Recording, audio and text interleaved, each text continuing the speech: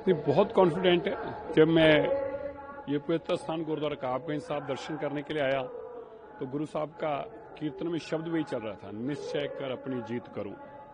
गुरु साहब की तरफ से दिल्ली के अंदर रजौरीगंज सीट तो अच्छे मार्जिन से जीतेंगे, लेकिन इसके अलावा भी क्लियर मैंडेट के साथ लगभग 50 सीटों पे भारतीय जनता पार्टी इस बार अपना परचम लहराएगी।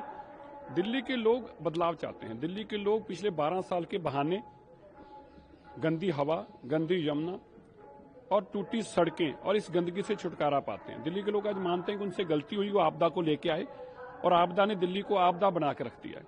इसलिए दिल्ली के लोगों के मन में बहुत गुस्सा है और वो गुस्सा मैंने देखा वोटिंग वाले दिन दिख रहा था। इसलिए जब आज आप नतीजे देखेंगे, और अरविंद केजरीवाल जी के कल के जो पैंतरे थे वो स्पष्ट बता रहे थे कि अरविंद केजरीवाल जी हार मान चुके हैं।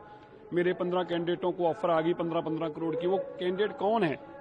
वो जीते हैं नहीं, उनके बारे में कोई बता नहीं पाए और ये पिछले 5 साल से नौटंकी कर रहे हैं। इसलिए कल उन्होंने अपने लिए भूमिका बनाई है कि जब वो हारेंगे तो ये कह पाएंगे कि देखिए जी इन्होंने ईवीएम हैक करी है, वरना मेरे एमएलए को कल क्यों खरीद रहे थे, जब नहीं मेरे एमएलए बिके तो इन्होंने ईवीएम हैक कर ली। तो ये बहाने इसलिए ढूंढ रहे हैं। दिल्ली में बदलाव की आंधी है। 1993 से 1998 का वो समय जब बीजेपी की सरकार थी, 3 मुख्यमंत्री भी हुए, लेकिन उसके बाद से आज तक 27 साल का एक लंबा समय हो गया। क्या ये सूखा इस बार खत्म करेंगे आप? नहीं, मैं तो कह रहा हूँ डेफिनेटली हम नहीं करेंगे, दिल्ली के लोग खत्म कर रहे हैं। दिल्ली के लोग सोच रहे हैं कि अगर 2013 में ही भाजपा आ गई होती तो आज दिल्ली कितनी तरक्की कर चुकी होती।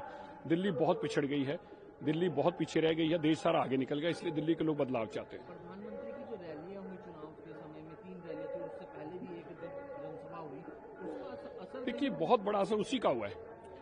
जब प्रधानमंत्री जी और गृह मंत्री जी मैदान में आए, जमीन पर उतरे, गृह मंत्री जी ने आके जो प्रधानमंत्री जी का विजन था दिल्ली के बारे में वो रैलियां कर करके बताया किस तरह से दिल्ली को बदला जा सकता है प्रधानमंत्री के विजन में, डबल इंजन की सरकार।